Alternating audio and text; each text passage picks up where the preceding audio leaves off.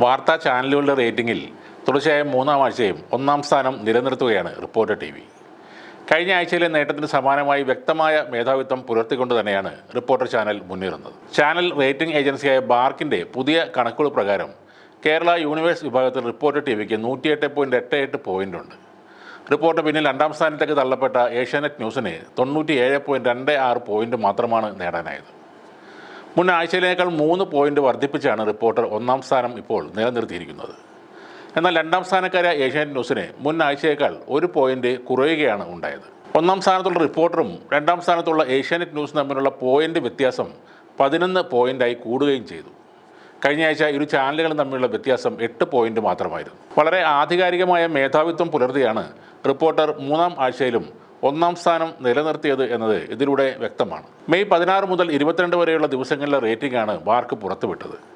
അതിർത്തിയിലെ സംഘർഷത്തിൻ്റെ ചൂടും മെസ്സിയുടെ അർജന്റീന ടീമിനെ കേരളത്തിൽ എത്തിക്കുന്നതുമായി ബന്ധപ്പെട്ട വിവാദവുമായിരുന്നു ഈ റേറ്റിംഗ് സമയത്തെ പ്രധാന വാർത്തകൾ. മെസ്സി ടീം വിവാദത്തിലെ വാദിയും പ്രതിയും എല്ലാം റിപ്പോർട്ടർ ടി വി തന്നെയായിരുന്നു.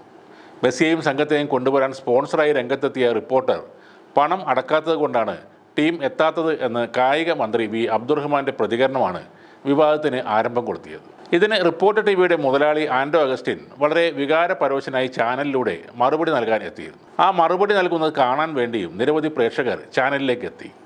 ഇതാണ് റേറ്റിംഗ് ഉയരാനുള്ള ഏഷ്യാനെറ്റിന് മേൽ വ്യക്തമായ ആധിപത്യം നേടാനുള്ള ഒരു പ്രധാന കാരണം. ഒന്നാം സ്ഥാനം നിലനിർത്താൻ കൊണ്ടുപിടിച്ച് പരിശ്രമിക്കുന്ന ഏഷ്യാനെറ്റ് ന്യൂസിനെ റിപ്പോർട്ടർ ഉയർത്തിയ വെല്ലുവിളി മറികടക്കാൻ കഴിയുന്നേയില്ല. ഏഷ്യാനെറ്റിൻ്റെ എഡിറ്റോറിയൽ മേധാവികൾക്ക് ഇത്തരം വെല്ലുവിളികൾ നേരിട്ട പരിചയം ഇല്ലാത്തതും ഒരു കാരണമാണ്. എല്ലായ്പ്പോഴും ഒന്നാമത് നിന്നവർക്ക് ഈ ഒരു സാഹചര്യം തീർത്തും പുതിയതാണ്. ഏഷ്യാനെറ്റ് ചാനലിനെ നയിക്കുന്നത് സിന്ധു സൂര്യകുമാറും വിനു വി ജോണും PG സുരേഷ് കുമാറും ചേർന്നാണ്. ഒന്നാം നമ്പർ എന്ന സുരക്ഷിത മേഖലയിൽ ഇരുന്ന് ചാനൽ മുന്നോട്ട് കൊണ്ടുപോയവർക്ക് ഈ സാഹചര്യം ഒരു വെല്ലുവിളി തന്നെയാണ്. അതോടെ ഈ സമ്മർദ്ദം റിപ്പോർട്ടർമാരുടെ മേലേക്ക് എത്തുകയാണ്. വെട്ടിനിരത്തൽ ഉണ്ടായാലും അതിൽ അത്ഭുതപ്പെടാനില്ല. അതുകൊണ്ടാവണം പുത്തൻ ഉണർവോടെ റിപ്പോർട്ടർ ടി വിയുടെ ശൈലിയെ അനുകരിച്ച് വാർത്തകൾ എത്തിക്കാൻ ഇപ്പോൾ അവർ ശ്രമിക്കുന്നത്. തെറ്റ് പറയാനില്ലാത്ത ഒരു നീക്കം തന്നെയാണത്. റിപ്പോർട്ടറിൻ്റെ സ്റ്റൈൽ അനുകരിക്കാൻ നിലമ്പൂർ ഉപതെരഞ്ഞെടുപ്പിന് വമ്പൻ ടീമിനെ തന്നെ നിയോഗിക്കുകയും ചെയ്തിട്ടുണ്ട്. 15 റിപ്പോർട്ടർമാരും അവതാരകരുമാണ് ഏഷ്യാനെറ്റ് ന്യൂസിനെ പ്രതിനിധീകരിച്ച് നിലമ്പൂരിൽ എത്തിയിരിക്കുന്നത്. ഏഷ്യാനെറ്റ് ന്യൂസിൽ ഇത് പുതിയൊരു കാര്യമാണ്.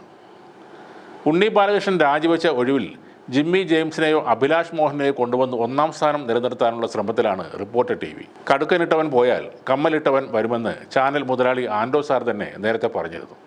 ഏഷ്യാനെറ്റ് ന്യൂസ് രണ്ടാം സ്ഥാനത്തേക്ക് വീണപ്പോൾ മൂന്നാമതായി പോയ 24 ന്യൂസ് ഈ ആഴ്ചയും അതേ സ്ഥാനത്താണ്. 73.6 പോയിൻ്റാണ് അവർക്ക് കിട്ടിയത്. എന്നാൽ മുൻ ആഴ്ചയിലേക്കാൾ 1 പോയിന്റ് കുറഞ്ഞത് അവർക്ക് ക്ഷീണമാവുകയും ചെയ്തു.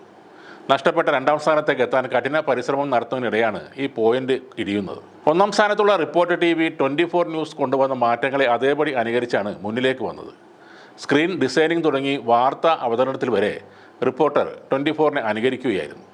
എന്നാൽ 24 ആകട്ടെ ആദ്യകാലങ്ങളിൽ കൊണ്ടുവന്ന നൂതനമായ മാറ്റങ്ങൾ കാലത്തിനനുസരിച്ച് മെച്ചപ്പെടുത്താൻ മടിച്ചു നിൽക്കുകയായിരുന്നു. കഴിഞ്ഞ ആഴ്ചയിലെ പോലെ മനോരമ ന്യൂസാണ് 4ാം സ്ഥാനത്ത്. 38.51 പോയിൻ്റാണ് അവർക്കുള്ളത്. 5ാം സ്ഥാനത്തുള്ള മാതൃഭൂമി ന്യൂസും അതേ അവസ്ഥയാണ്. 35.57 പോയിൻ്റാണ് അവർക്ക് നേടാൻ കഴിഞ്ഞത്. ഇങ്ങനെ 4-5 സ്ഥാനത്തുള്ള ചാനലുകൾ കാര്യമായ വളർച്ച നേടാതിരിക്കുന്ന അവസരത്തിൽ 6ാം സ്ഥാനത്തുള്ള ന്യൂസ് മലയാളം 24x7 2 പോയിന്റോളം വർദ്ധിപ്പിച്ച് ശ്രദ്ധേയമായ പ്രകടനം നടത്തി. ഇപ്പോൾ 1ാം വാർഷികം ആഘോഷിക്കുന്ന ന്യൂസ് മലയാളം മുന്നോട്ടുള്ള അവരുടെ കുതിപ്പ് തുടരുകയാണ്. കഴിഞ്ഞ ആഴ്ച 26.7 പോയിന്റ് ഉണ്ടായിരുന്ന ന്യൂസ് മലയാളത്തിന് ഈ ആഴ്ച 27.99 പോയിന്റ് ലഭിച്ചു. അതോടെ ജനൻ ടി വി ഉയർത്തിയ വെല്ലുവിളിയെ മറികടക്കാനും ന്യൂസ് മലയാളത്തിന് കഴിഞ്ഞു. 7ാം സ്ഥാനത്തുള്ള ജനൻ ടി വിക്ക് 25.44 പോയിൻ്റാണുള്ളത്. 8ാം സ്ഥാനത്തുള്ള കൈരളി ന്യൂസും 9ാം സ്ഥാനത്തുള്ള ന്യൂസ് 18 കേരളവും തമ്മിൽ ഇഞ്ചോടിഞ്ച് മത്സരമാണ്. കൈരളിക്ക് 14.82 പോയിന്റ് ഉള്ളപ്പോൾ ന്യൂസ് 18 കേരളം 13.58 പോയിൻ്റാണ് നേടിയത്. 6.45 പോയിൻറ്റുമായി പതിവ് പോലെ പ്രത്യേകതരം വാർത്തകളുമായി വൈകിട്ട് അടുപ്പുകൂട്ടി ചർച്ചകളുമായി മീഡിയ 1 ചാനലാണ് ഏറ്റവും പിന്നിൽ.